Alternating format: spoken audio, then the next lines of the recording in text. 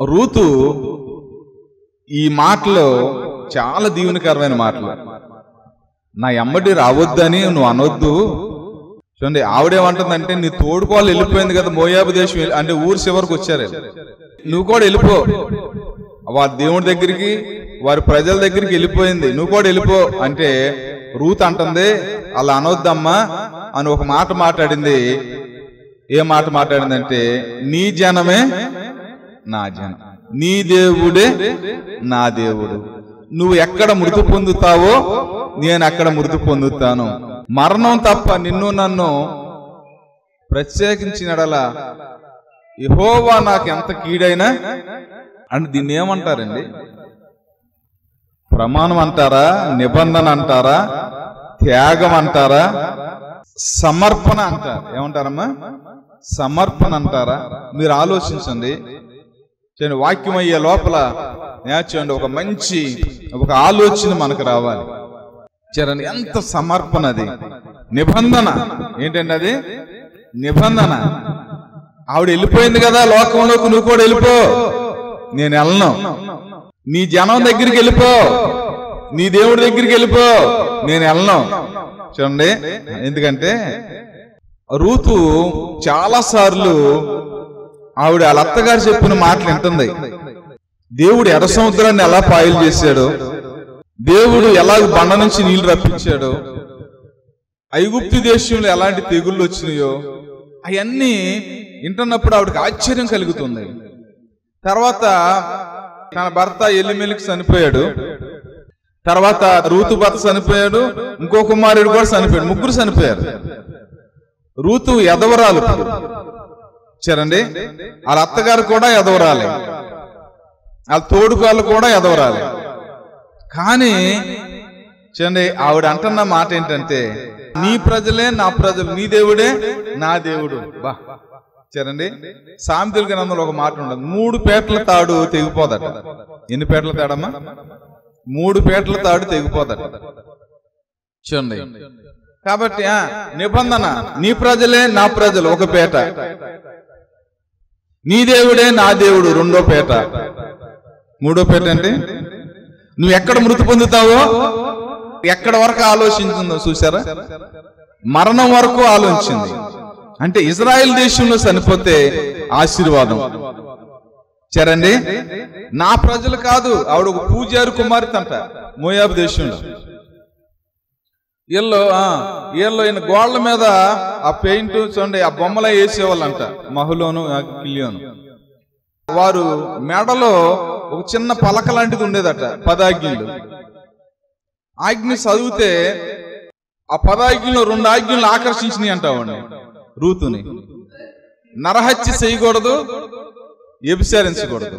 మోయాబు దేశంలో గుళ్ళో జరిగేదంటే ఏంటంటే, చిన్నపిల్లల్ని ఆ చేతులు ఎర్రగా కాల్చి ఆ చేతులు పెట్టేస్తున్నారు, మగపిల్లల్ని చచ్చిపోతున్నారు.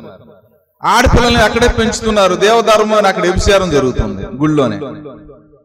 కానీ ఏ దేవుడైనా ఈ ఆజ్ఞలు ఇచ్చిన ఆయన, ఏ దేవుడైనా వివరంగా అడిగింది ఆవిడ, ఆ దేవుడు నాకు కావాలి. ఇదేంటి వ్యభిచారం ఏంటి, నరహత్య ఏంటి, మనుషులు సంపుతం ఏంటి? ఆవిడకి నచ్చలేదు ఆ దేశ పద్ధతి. ఏ దేవుడైనా ఎంక్వైరీ చేయగానే చూడండి, ఇదిగో జీవము గల దేవుడు మన సువార్త అనగానే చూడండి, వాళ్ళ ఇంట్లో వాళ్ళందరూ వాళ్ళ బంధువులు ఎలివేశారంట రూతుని. వివాహం చేసుకుంది ఆయన్ని. చాలా సువార్త ఉంటుంది ఆ దేశం. పాలు తేన్లు ఇందాక విన్నాం కదా, పాలు తేన్లు ప్రవహించు దేశం. చూడండి, ఆ జీవం గల దేవునికి ఆరాధన అవన్నీ కూడా వింటున్నప్పుడు ఆవిడకి ఒక ఆశ వచ్చిందంట. ఏమైనా సరే నాకు భర్త లేడు, నాకు బిడ్డలు కూడా కలగలేదు, నా శాశ్వత జీవితాన్ని నా ప్రభు కోసం, నా ప్రభు కోసం బ్రతకాలని ఒక గొప్ప ఆశ, చాలా ఆశతో వెళ్తా ఉంది ఆవిడ. అమ్మా, ఒక నిబంధన, 3 పేటల తాడుగా చూడండి, నీ ప్రజలే నా ప్రజలు, నీ దేవుడే నా దేవుడు, నువ్వు ఎక్కడ మృతి పొందుతావు నేను కూడా అక్కడే. సర్లే, ఈవిడ మనసు కుదిరిందని ఏం మాట్లాడలేదు, ఇద్దరు నడిచి బెత్లెహేము వరకు వెళ్ళిపోయారు. చూడండి, అవును. కాబట్టి రూతు గ్రంథంలో 4 అధ్యాయాలు ఉంటాయి. అది న్యాయాధిపతులు తర్వాత రాయబడిన గ్రంథం. చూడండి, న్యాయాధిపతులు కాలం 300 సంవత్సరాలు. చూడండి, న్యాయాధిపతుల కాలం న్యాయాధిపతులు మొదట్లోనే ఈ కరువు వచ్చి ఈ చరిత్ర జరిగింది. రహాబ్ అనే వేశ్యని బోయేజ్ వాళ్ళ నాన్నగారు సల్మాన్ అని ఆయన చేసుకున్నాడు. బాగా ఆస్తిపరుడు. అంటే ఆ యెహోషువ గ్రంథంలో మొదట్లోనే యెరికో పట్టణం నుంచి రక్షించబడిన ఆవిడ రహాబు వేశ్య వృత్తిలో మారింది. ఆవిడ మారుమనసు పొందింది. ఆవిడ వివాహం చేసుకున్నాడు సల్మాన్. చూడండి, ఆ చరిత్ర మనం తీసుకుంటే న్యాయాధిపతులు మొదట్లోనే చూడండి ఈ సందర్భం జరిగి ఉంటుంది. ఈ రూతు గ్రంథం సమూయేలు భక్తుడు రాశాడు అని చెప్తారు. చూడండి, కాబట్టి పిల్లరా చూడండి, మరి దీంట్లో ఇలాంటి ప్రముఖమైన మాటలు చాలా మాటలు ఉన్నాయి. దీంట్లో నువ్వు ఇజ్రాయేల్ దేవుడు రెక్కల కింద సురక్షితంగా వచ్చావు అన్న మాట ఒక మాట, చాలా విలువైన మాట. తర్వాత ఇంకా అంతకన్నా బైబిల్లో చూడండి, ఈ అధ్యాయం అంతట్లో ఒక విలువైన మాట ఉంది రూతు గ్రంథంలో. ఏ మాట చెప్పినా, ఆయన మనల్ని ఇడిపించగల సమీప బంధువుడు అన్న మాట. ఏ మాట అది? ఆయన మనల్ని ఇడిపించగల సమీప బంధువుడు అన్న మాట చాలా విలువైన మాట రూతు గ్రంథంలో. బైబిల్లోనే ఒక విలువైన మాట అది. యేసుక్రీస్తుకి సాదృశ్యమైన మాట. తర్వాత నీ వెనకటి ప్రవర్తన ముందల ప్రవర్తన కన్నా మరి చూడండి. అవును, కాబట్టి పిల్లరా సర్లే బెత్లెహేముకి వెళ్ళిపోయారు. బెత్లెహేముకి వెళ్ళిపోయిన తర్వాత పరిగెనెత్తుకుంటున్నారు. చూడండి, ఆవిడకి ఏంటంటే ఆశ, ఆ దేవుణ్ణి ఎతకాలని ఆశ, దేవుని కోసం బ్రతకాలని ఆశ, దేవుణ్ణి ఆరాధించాలని ఆశ, చూడండి దేవుళ్ళు చూడండి పెరగాలని ఆశ, నా శాశ్వత జీవితం దేవుని కోసమే బ్రతకాలని ఆశ ఆవిడకి. చూడండి, అవును, ఆశ లేకపోతే మనం ఎతకలేమండి. దేవుడు సన్నిధిలో పెరగలేము ఆశ లేకపోతే. దేవుని కోసం బాగా తృష్ణ ఉండాలి. ఏమండి, విశాఖపట్నంలో జాబులు చేసుకుంటారంట భూషణం అయ్యగారు, అప్రంజం అమ్మగారు. మన అయ్యగారు వాళ్ళు అమ్మగారు నాన్నగారు, ఆయన మాస్టారు. భూషణం అయ్యగారు మాస్టారు, నర్సులు అమ్మగారు, అప్రంజం అమ్మగారు.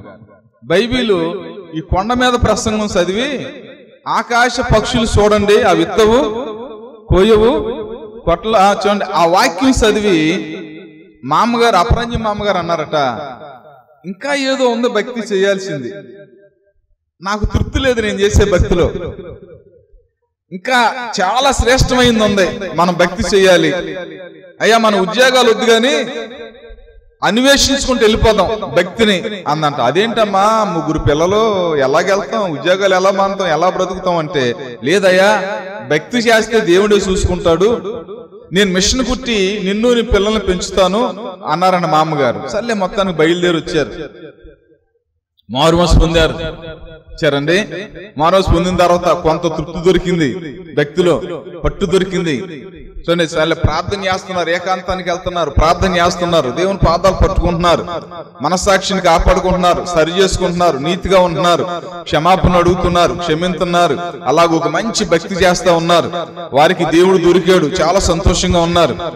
ఒకే రాత్రి 3తో మాట్లాడండి దేవుడు. భూషణం నూజివీడు ప్రయాణం, ఉయ్యూరు కాంతారావు గారితో, బంజులు రాజారత్నం గారితో, భూషణమయ్య గారు 3తో మాట్లాడండి దేవుడు. అసలు దేవుడు సేవకు పిలుస్తున్నాడు. నూజివీడు వెళ్ళిపోయారు. నూజివీడు వెళ్తే ఏమున్నదండి అక్కడ? ఆ దినాల్లో ఏముందండి? చూడండి, తింటాకుందా, ఇల్లుందా? ఆ పెట్రోల్ బంక్ దగ్గర ఉంటే ఒక ఆయన ఆ ఎడ్ల బండి మీద, ఎవరండి మీరంటే, సేవకు వచ్చామయ్యా మేమంటే, ఎడ్ల బండి మీద తీసుకెళ్లి ఏదో ఒక పాకలో సగమేమో గేదలో సగమేమో ఆళ్ళు ఉంటాం. మాస్టర్ ఆయన దేవుని కోసం లేనోళ్ళు అయిపోయారండి. మనస్సాక్షి కాపాడుకున్నారు. తాటికాయలే తిన్నారా? ఏమండి, తర్వాత పస్తులే ఉన్నారా? ఓసారి భూషణమయ్య గారు నడిచి వెళ్తుండే రోడ్డు మీద, అంత అన్నం గడ్డ కుడితి నీళ్ళలో వేసిందంట ఓ తల్లి. అమ్మా అన్నం గడ్డ కుడితి నీళ్ళు అయిపోతే మాకు ఇవ్వచ్చు కదా, పిల్లలు తింటారు అని అంటే ఆవిడ ఏడుతుందంట. అక్కడే ఉండి ఏడుతుంటే ఆయనే తీసుకుని దాన్ని కడిగి తన పిల్లలకు పెట్టారట. ఆయనే మంచి భక్తి చేయాలి, దేవుణ్ణి ఎతకాలి అని నిజంగా అలాగూ మనసాక్షిని కాపాడుకుని ప్రార్థన చేస్తే ఒక్కొక్కరు రక్షించబడి ఈ దినాన్న ప్రపంచంలో ఎన్ని దేశాలకు వెళ్ళిందో ఈ సేవ. చూడండి, కాబట్టి పిల్లరా చూడండి, ఈ రూతికి ఒక ఆశ ఉంది, ఆ దేశం వెళ్ళాలి, నా ప్రజలు ఇది మంచిగా అనిపించలేదు నాకు, కానీ ఆ దేవుడి దగ్గరికి వెళ్ళాలి, ఆ ఇజ్రాయిల్ని చూడాలి, సముద్రాన్ని దాటిన వారి బిడ్డలను చూడాలి అని ఒక ఆశతో బయలుదేరింది ఆవిడ. సరేండి, ఏమంటే ఆశ లేకపోతే మనం అందుకోలేం. నర్సాపురం అని ఉంది ఇక్కడ భీమవరం దగ్గర. జమాయమ్మ అని ఒక యవనస్తురాలు సాధు సుందర్ సింగ్ గారు విజయవాడ వస్తున్నారని తెలిసి వాళ్ళ అమ్మ వాళ్ళకి బ్రతిమాలిందంట. అమ్మా, సుందర్ సింగ్ అని చూడాలి. మచిలీపట్నం కూడా వచ్చారంట సాధు సుందర్ సింగ్ గారు. సుందర్ సింగ్ అని చూడాలమ్మా, విజయవాడ కోటాలకు వస్తున్నారంట. ఆ 4 రోజులుండి ఆ భక్తుని చూసి ఆ వాక్యం వస్తానమ్మా అంటే, ఆడపిల్ల నువ్వు అక్కడికి అంత దూరం వెళ్తావా? నరసాపురం నుంచి విజయవాడ అంటే ఎంత దూరం అండి? చాలా దూరం కదా. నువ్వు వెళ్తాను కుదరదు అన్నారట. ఏడ్చిందంట ఆవిడ. నేనేం అడగను మిమ్మల్ని, ఆ కోటాలకు వెళ్తాను, ప్లీజ్ నన్ను పంపించండి, ఆ భక్తుని చూడాలని ఆశ నాకు. సాధు సుందర్ సింగ్ గారు సిక్కుల కుటుంబంలోంచి రక్షించబడి సమస్తాన్ని ఇడిచిపెట్టేసి దేవుని కోసం బ్రతుకుతున్నారంట. ఆయన చూడాలని ఆశ, ఆయన వాక్యం వినాలని ఆశ. వెళ్తాను కుదరదు అన్నారంటండి. చాలా రోజులు ఏడ్చిందంట పాపం. అయ్యో ఎందుకు ప్రభు నాకు అవకాశం లేదు అని ఏడుతూ ఉందంట యవనస్తురాలు. ఏడుతూ ఉంటే ఒక మాట ఉందంట, సుందర్ సింగ్ గారిని కలిసిన దానియేలు అని ఒక యవనస్తుడు నరసాపురం వాక్యం చెప్తాకు వస్తున్నాడు అని.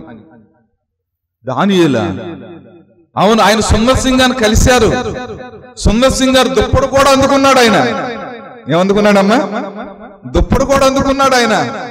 బా సర్లే, మొత్తానికి సుందర్ సింగ్ గారిని ఎలా చూడలేకపోయాం కదా.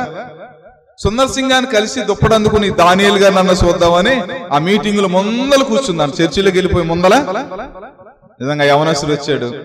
అప్పుడు దానియేలు గారు యవనస్తుడు నోబుల్ కాలేజ్, మా మచిలీపట్నం నోబుల్ కాలేజ్ చదువుకున్న టైమో మరి ఏ టైమో గాని చూడండి, ఆయన వచ్చారు. ఆయన వాక్యం చెప్తా ఉన్నాడు, మండుతా ఉన్నాడు. యవనస్తుడే ఆయన వాక్యం చెప్తుంటే హృదయాలు కదిలిపోతా ఉన్నాయి. ఆయన సాక్ష్యం చెప్తుంటే మంచి ప్రార్థనా పరుడు. ఏమండి, వాక్యం అంతా అయిపోయిన తర్వాత ప్రార్థన చేసుకుందాం అనగానే దేవుని ఆత్మ వచ్చిందంటండి. చాలా మంది ఏడ్చారంట. చాలా కన్నీరు కార్చారు, వెళ్ళిపోయారు. కానీ ఈ జమాయమ్మ అనే ఆ తల్లి మాత్రం అక్కడి నుంచి లెగలేదంటండి. అలా ఏడుతూ ఉండిపోయింది. దేవుడు మాట్లాడే వరకు నేను లెగను, ఈ మోకాలు మించి లెగనని అలా మోకాలు నుంచి అలా ప్రార్థన చేసుకుని యవనస్తురాలు నిజంగా కొన్ని గంటలండి, 2-3 గంటలు అలా ఏడుతూ ఉండిపోయిందంటండి. దేవుడు మాట్లాడాడంటే ఆవిడతో. తన హృదయం అంతా తేలికైపోయింది. తన పాపాలన్నీ క్షమించబడి నిజంగా ఆశతో ఆ తల్లి నిజంగా ఎంత ప్రార్థన చేస్తుందోనంటండి. అసలు యవనస్తుడు వచ్చేసాడు. ఆవిడ చూడండి బహు ప్రార్థన పర్రాలంటండి. ఆవిడ చూడండి వివాహం కూడా చేసుకోలేదు ఆవిడ. మీకు కూడా తెలుసా, దానియేలు గారి సేవ మీద ఆవిడ సేవలోనే ఉద్యమం వచ్చిందంటండి. చాలా ఉద్యమం వచ్చిందంట. నిజంగా దీవునమ్మ గారు కూడా జమాయమ్మ గారు సాక్షిగానే మారువేసి పొందారట వివాహం అయిన తర్వాత కూడా. ఒక రోజున పొట్ట లావుగా ఉందని చూపెడితే, అమ్మా ఇంత బల్ల ఉంది, ఆపరేషన్ చేయాలన్నారండి జమాయమ్మని. నీలకి ఆ కొండల్లోకి వెళ్ళి 4 రోజులు ప్రార్థన చేసుకుంటారంటండి దీవునమ్మ గారు దానియేలు గారు. ఆవిడ కూడా ఉత్తరం రాసి వెళ్ళి నేను కూడా వస్తాను అన్నయ్య అని వెళ్ళి 4 రోజులు ప్రార్థన చేసిన తర్వాత ఉపవాసం ఉండి ప్రార్థన చేస్తే ఆ మంచు కొండల్లో పడి ఉపవాసం ఉండి ప్రార్థన చేసుకుని చూడండి మళ్ళీ వచ్చిన తర్వాత ఆ చిన్న స్టాండింగ్ తీస్తే ఎవరు చెప్పాడమ్మా నీకు బలం ఉందని అన్నారట. అసలు లేదంట, అసలు మాయమైపోయిందంట అది.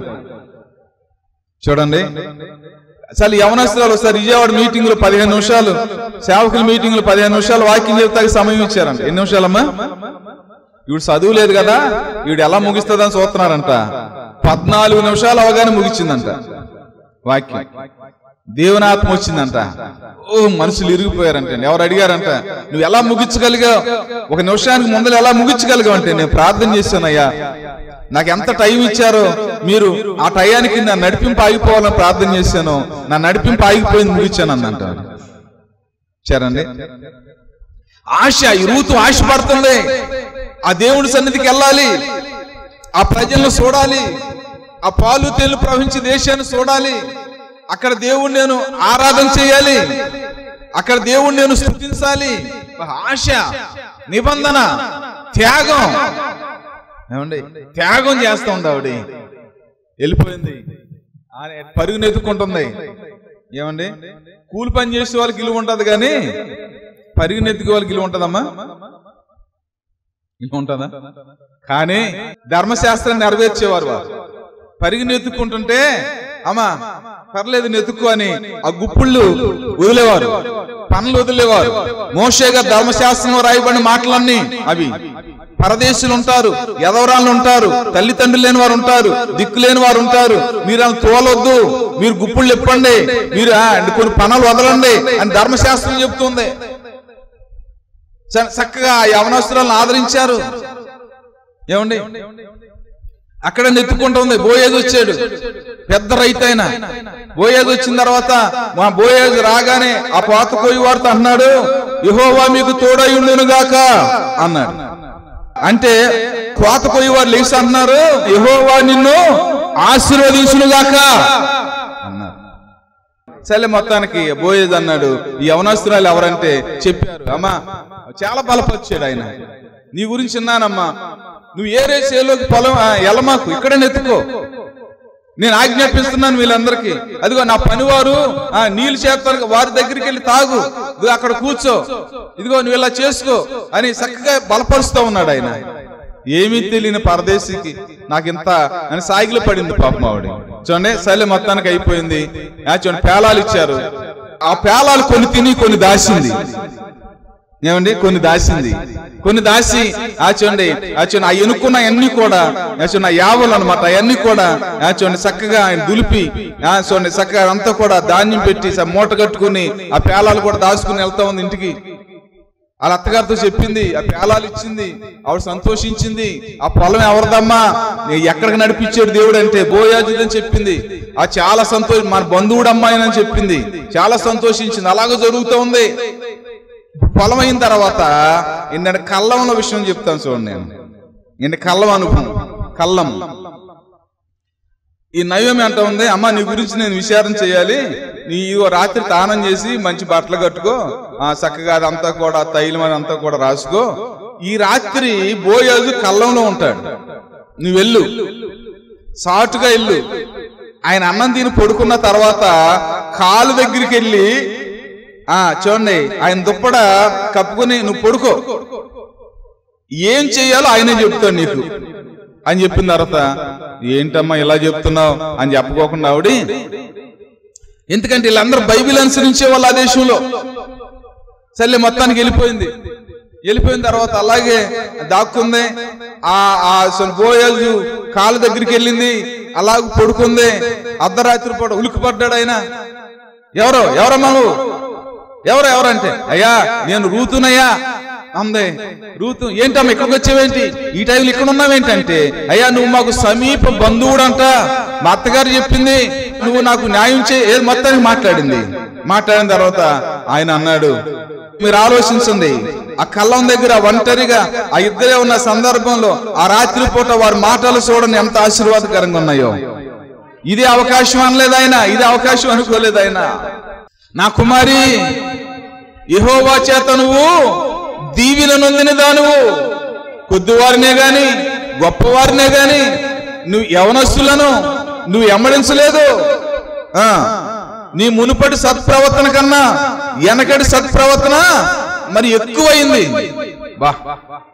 కాబట్టి భయపడవద్దు కుమారి అంటా. నువ్వు చెప్పిందంతా నేను చేస్తాను, నీకు నువ్వు యోగ్యురాలు అని నా జనులందరూ. చూడండి పిల్లలు, ఆయన అంటున్న మాటలు ఎంత ఆశీర్వాదకరంగా ఉన్నాయి. పడుకమ్మా పడుకో, అక్కడే పడుకో. సరే ఎవరు మనిషి ఆనమాలు కట్టిన చూడండి ఆ రే మొదటి జామున లేపేసి అమ్మా ఇదిగో నీ దుప్పటి పట్టమని చెప్పి చూడండి ఆ కొంత ధాన్యం ఇచ్చి మూట కట్టి పంపించాడు. ఏమండి నీ చేస్తానమ్మా, భయపడదు, ధైర్యం వెళ్ళిపో అన్నాడు. ఆ కళ్ళం దగ్గర పాపం జరగలేదు. వారు నిష్ఠ గలవారు, వారు భక్తి గలవారు, దేవుని కోసం ఆలోచించేవారు, దేవుని కోసం బ్రతికేవారు. ఈ దినాలు యవనస్తులు ఇలా లేరు. ఈ దినాలు ఫోన్లు పట్టుకుని మురికైపోతూ ఉన్నారు. ఈ దినాల్లో చూడండి ఎంత భయంకరమైన రహస్యమైన జీవితాలు జరుగుతున్నాయో చెప్పడానికి వీల్లేదు. ఏమండి అంటే నేను అనుకుంటాను, సర్లే ఆ మూట తీసుకెళ్ళింది. ఏ టైం అమ్మది 4 అయిందో 5 అయిందో మార్నింగ్ టైం. మూట తీసుకెళ్ళారు, మూట నెత్తి మీద పెట్టుకుని వెళ్తుంది ఆవిడ. ఆ ఊర్లో వాళ్ళు ఎవరిని చూశారు అనుకో ఏమనుకుంటారమ్మా మీరు చెప్పండి. ఆ ఊర్లో వాళ్ళు ఆ మూట ఎత్తుకుంటాం చూశారు, ఏమనుకుంటారు ప్రజలు? దొంగ అనుకుంటారు కదా. ఏమండి ఆవిడ పొలం ఉందా? పొలం ఉంది కానీ మరి సాగులో లేదో మరి ఎలాగో మనకు కొంత భూమి ఉంది వారికి, వారి పంట ఇలా వారు అప్పుడే వచ్చారు మోయాబు దేశం నుంచి. ఈవిడికి పంట ఎక్కడదే, ఇలా మోసుకొస్తుంది ఏంటి, ఈ ధాన్యం ఎక్కడదే అని ఆరా తీస్తారా లేదా? అసలు ఆ ఊర్లో మనిషి ఆవిడ మోయాబీరాలు కదా. ఏమనుకుంటారమ్మా? దొంగ అనుకుంటారు అనుకోరా? దొంగ అనుకుంటారు. సరే రెండో విషయం, సరే అడిగారు అనుకో, లేదు లేదండి ఆ కళ్ళం దగ్గర బోయాజు రాత్రి ఉండి నేను అమ్మ ధైర్యపరిచి నాకు కొంత ధాన్యం ఇచ్చాడమ్మ అనుకున్నా. అప్పుడేమనుకుంటారు? ఏంటి ఆయన పట్టావా నువ్వు, ఏంటి రాత్రి అంతా ఆయనతో ఉండి తీసుకొస్తున్నావు అని అనరా? సమాజం కదండి. చూడండి ఆ మూట ఎత్తుకొస్తున్నప్పుడు ఎవరు చూడకుండా చేశాడు దేవుడు.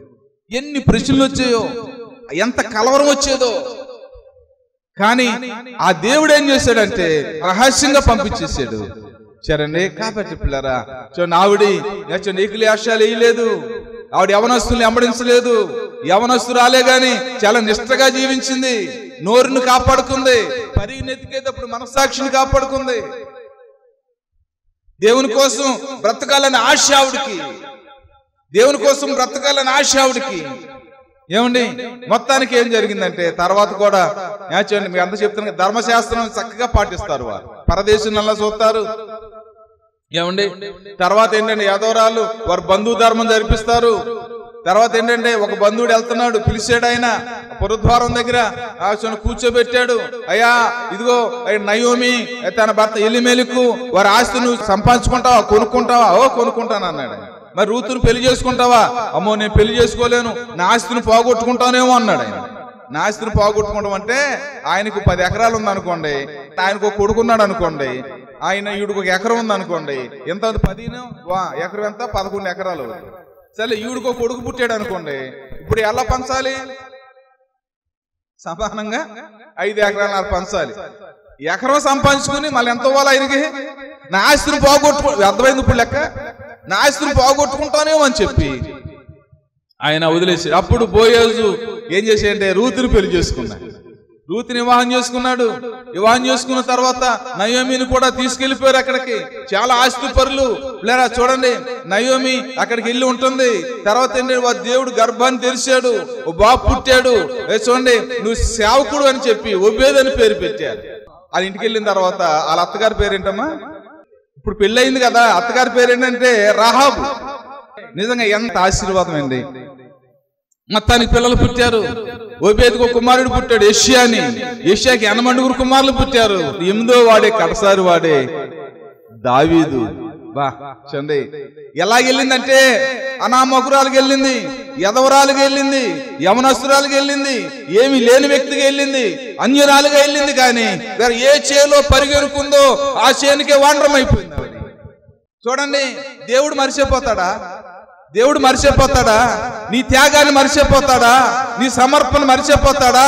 నీ నిబంధన మరిచిపోతాడు. బైబిల్లో ఒక మాట ఉంది, గిన్నెడు సన్నీళ్ళితే ఫలం గిన్నెడు సన్నీళ్ళితే ఫలం పోగొట్టుకోరంట.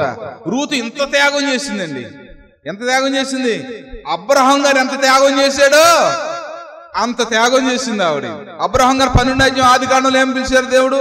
నీ దేశం నుంచి, నీ తండ్రి ఇంటి నుంచి, నీ బంధువుల దగ్గర నుంచి నేను చూపించే దేశానికి వెళ్ళిపో. ఇదే దేశం.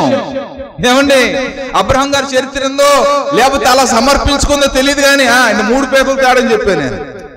3 పేటలు ఏంటంటే అబ్రహాం గారికి చెప్పిన మాట ఏంటంటే నీ దేశం నుంచి, నీ తండ్రి ఇంటి నుంచి, నీ బంధువుల వద్ద నుంచి నేను చూపించే దేశానికి వెళ్ళిపో. చూడండి అబ్రహాం గారు సేమ్ చూడండి, రూతు చూడండి తన దేశం మోయాబు దేశం నుంచి, తన తండ్రి ఇంటి నుంచి, తన బంధువుల దగ్గర నుంచి ఎరగని దేశంలో ఆశతో దేవుని ఎతకాలని, దేవుని కొనియాడాలని, దేవుని ప్రజలతో కష్టపడాలని వెళ్ళింది ఆవిడ. దేవుడు ఇచ్చిపెట్టేశాడా? ఇచ్చిపెట్టేశాడా? ఏంటి మీరు చూడండి, బైబిల్లో చూడండి కొన్ని విషయాలు చెప్తాను నేను. దేవుని కోసం వేసిన ప్రతి త్యాగానికి అడుక్కి దేవుడు ప్రతిఫలం ఇచ్చాడు, ప్రతి ఒక్కరికి ఇచ్చారు. రూతు ఒక యదవరాలుగా వచ్చింది కానీ అక్కడికి తన గర్భం నుంచి రాజులు వచ్చారండి. ఎవరండి? సొలొమోను ఎక్కడి నుంచి వచ్చాడు? దావీదు ఎక్కడి నుంచి వచ్చాడు? రెహబాము ఎక్కడి నుంచి వచ్చాడు? యోధారాజులు ఎక్కడి నుంచి వచ్చారు?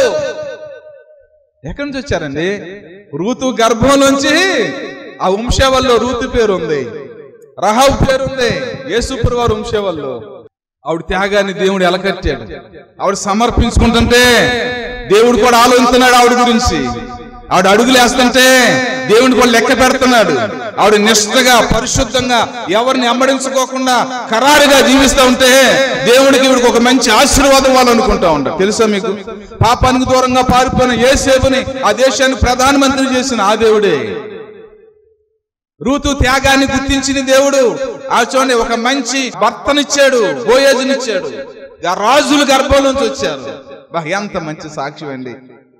చూడండి, ఎవరన్నా దేవుని కోసం త్యాగం చేయాలని, దేవుని కోసం సమర్పించుకోవాలని, నిష్ఠగా బ్రతకాలని నువ్వు ఆశపడితే కంపల్సరిగా దేవుని ఆశీర్వదిస్తాడు. ఏమండి? అటు ఇటు కాని భక్తి కాదు. ఏమండి? అలా కాదు. నువ్వు త్యాగం చేస్తే ఆ త్యాగాన్ని దేవుని కొలుస్తాడు. సార్ దానిలే గారు మద్రాసు వెళ్ళిన తర్వాత అడిగారండి ప్రభుని, ప్రభా కాకినాడలో 70-80 మంది వచ్చేవాళ్ళు ప్రార్థన పెడితే మద్రాసు వెళ్ళమన్నా ఇక్కడికి వచ్చాం, ఒక్కళ్ళే వస్తున్నారు ప్రభా. ఇదిగో భక్త్ సింగ్ దేవుని సేవకుడు యవనస్తుడు ఉద్యమం వచ్చింది, మేము కూడా వెళ్ళిపోమంటారా? ఆయనతో కలిసి ఏకీపించమంటారా? ఏంటి ప్రభు అని ప్రార్థన చేస్తే అప్పుడు ప్రభు దానియేలు గారితో చెప్పారంటండి, దానియేలు వారిలో ఒంటరైన వాడు 1000 మంది అగును, తగిన కాల సమయం మంది నేను ఈ కార్యం చేయటకు త్వరపెట్టేది నేను యెషయా గ్రంథం 60వ అధ్యాయంలో చెప్పారు. ఆ వాగ్దానాన్ని పట్టుకుని ఎన్నో వాగ్దానాలు పట్టుకుని కన్నీరు కార్చి మనసాక్షిని కాపాడుకుంటా నీతిగా యథార్థంగా ఏం దేవుడిసి పెట్టేసాడా? దానియేలు గారు ఏంటంటే తన కుమారు జోగాన్ని లేపారు. యాషువ డానియేలు గారు ఎన్ని దేశాలే చూడండి సువార్త ఉజ్జీవ జ్వాలలు. ఏమండి? ఇది నా జాన్ డానియేలు గారు ఎలా వాడుకుంటున్నాడు దేవుడు. ఏమండి? సమర్పణ దేవుడు గుర్తుపెట్టుకునేవాడు. నీ త్యాగాన్ని దేవుడు మర్చిపోరండి, నీ కానుకను దేవుడు మర్చిపోడండి, నువ్వు సాక్ష్యాన్ని దేవుడు మర్చిపోడండి. నువ్వు దేవుని కోసం ఏ పని చేసినా సరే గిన్నెడు సన్నీలకే ప్రతిఫలం. ఏమండి? నిష్ఠగా ఉంటే, ఖరారుగా ఉంటే, హృదయాన్ని కాపాడుకుంటే ఏమండి దేవుడు మర్చిపోతాడా? దేవుడు నీ బిడ్డలు నిలిచిపెడతాడా? మంచి చూడండి, ఆ రూతు త్యాగాన్ని మర్చిపోలేదు. రూతు నిష్ఠగా ఆ బెత్లెహేముకి వెళ్ళి ఇజ్రాయెల్ దేశంలో ఇజ్రాయేల్ ఎలాగుంటారో అలాగ ఉందావిడ. ఎలా నేర్చుకుందండి ఆవిడ. ఇజ్రాయేలీలు ఎలా నిష్ఠగా ఉంటారో, ఎలా ఖరారుగా పరిశుద్ధంగా ఉంటారో ఆవిడ అలాగ ఉండగలిగిందండి. ఏమంటే చేస్తే అలాంటి భక్తి చేయాలండి. ఏమండి? కొంతమంది నోరు మారదు, కన్ను మారదు, చూడండి వారి ఉద్దేశం మారదు. అట్లా కాదు. చూడండి, దేవుడు గొప్ప దేవుడు, చూస్తున్న దేవుడు, ప్రతిఫలం ఇచ్చే దేవుడు. మారాలి, మారు మనసు కావాలి. నేను ఎంత శ్రేష్టమైన లోతైన అనుభవం ఉందో బైబిల్లో. దేవుడు ఎంత ప్రేమ గలవాడు.